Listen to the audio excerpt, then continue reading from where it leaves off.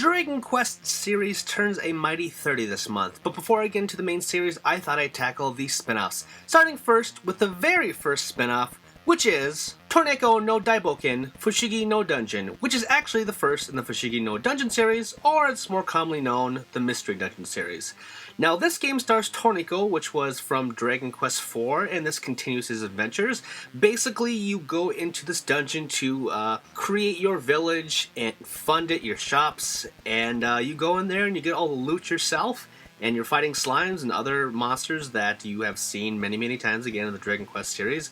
And it is a roguelike, and the dungeons are randomly generated, and so are the monsters and the loot, and it's fun, and it created a huge genre, so it's kind of cool in that sense, and it's pretty pretty hard, I gotta say. Next, we have Dragon Warrior Monsters, released for the Game Boy Color in 2000 in the United States. This is the first spin-off to the Dragon Quest series that we would receive.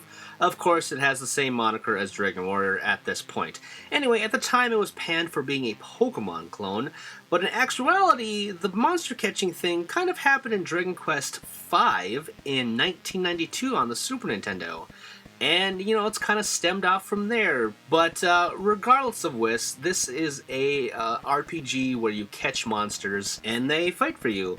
And that's about all I have to say for it. It's a fine game, and there's a lot of sequels post this, but maybe another time for that. Let's venture on now to Dragon Quest Heroes Rocket Slime, which came out in 2006 for the DS in the US. Now, this is the second game in the Slime Mori Mori series, the first of which came out for the Game Boy Advance, and this is the only one that we have gotten in America.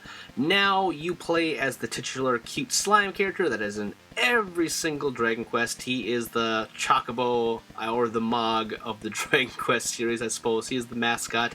And it is kind of like an action RPG. You're going throughout the little dungeons, you're saving your friends, putting them in the train so they go back to the village. When you get new characters, they unlock new things in the village, and you're fighting these like platypus pirates essentially by, dragging the stylus and like flicking at them, and you get treasure and loot and stuff like that, and you get upgrades, kind of. It is a really nice looking game, but kind of one of those DS games where it's kind of a pain to use the stylus, in my opinion, but I have a friend that really loves this game, so this one's for you, buddy. Anyway, let's talk about Dragon Quest Swords, the Masked Queen and the Tower of Mirrors next, which launched in 2008 for the Wii. This is kind of a novel concept, and there's a lot of series that kind of went the light gun game on the Wii. So essentially, it is a first-person Dragon Quest game where you're going through these dungeons and you're using the Wiimote to slash at enemies, and you can also use magic and stuff like that. But it is on rails, except for in town. You can actually walk around, but it's all in first person. But in the dungeons, you are using your shield to block and your sword to swipe, and using a certain direction will do more damage and stuff like that. And like I said, you have spells and items and whatnot. But it's kind of a cool concept for a Dragon Quest game, and it's also not that great as far as on-rail shooter or questing games go, but it's interesting for sure. And moving on, we have Fortune Street, released in 2011 for the Wii. And this is a really weird game. So in Japan, it's kind of known as Itadaki Street, which is like a Monopoly type RPG kind of thing, where you have these characters and you're going around a board and you're buying properties, and there's mini games thrown in there as well. It's like Monopoly and Mario Party. For this one, it is Mario characters mixed with Dragon Quest characters, obviously. But there is a Final Fantasy and Dragon Quest game. There is a lot in the Fortune Street, or Itadaki Street, in Japan. There's a lot of games for this. It is a kind of a fun party game, but like Monopoly, it tends to drag on for a very long time. Here's a game I already talked about, which is Dragon Quest Monster Parade, and this came out sometime in 2013 for Japanese PCs as a browser type game, and in my own port play I've done a lot of Japanese only browser games, and I did this one some time ago around the launch of this, And essentially you're in this caravan and you have monsters fight for you, and it's like a little side scroller type of thing. It's an automatic little RPG that plays, and it's fun, and I really would like it to come to the West. And it's not impossible, I guess, but out of all the Square Enix properties, probably the least likely to come over here. Though we did get Kingdom Hearts Unchained cheese, so maybe it will come to mobile eventually. But I've already talked about this a little bit, but I mean, this is basically what you do. You go on little missions and you fight monsters and you get loot, and it is fun, I suppose. I just wish I could understand what I'm doing. Now we're coming to some recent titles, first of which is Dragon Quest Heroes: The World Trees Woe and The Blight Below. This launched in the US in last year, I should say, and it came out for the PS4 and PS3 digitally.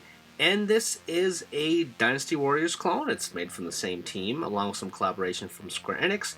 But it's actually more of a tower defense game. You're still fighting hordes upon hordes of enemies of the classic variety of Dragon Quest, for new characters that they created for this game, along with returning people from the various Dragon Quest games. It is a very good celebration of the series.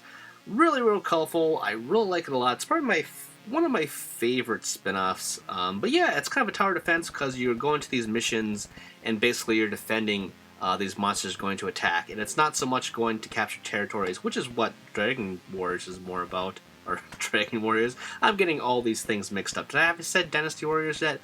Anyway, yeah, it's a pretty fun game. And I'm really looking forward to the second one because I think the second one has co-op, and that's exactly what you want for a Dynasty Warriors game.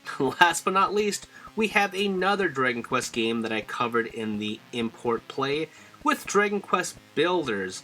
This released in Japan this year, back in January, for the PS4, PS3, and PS Vita.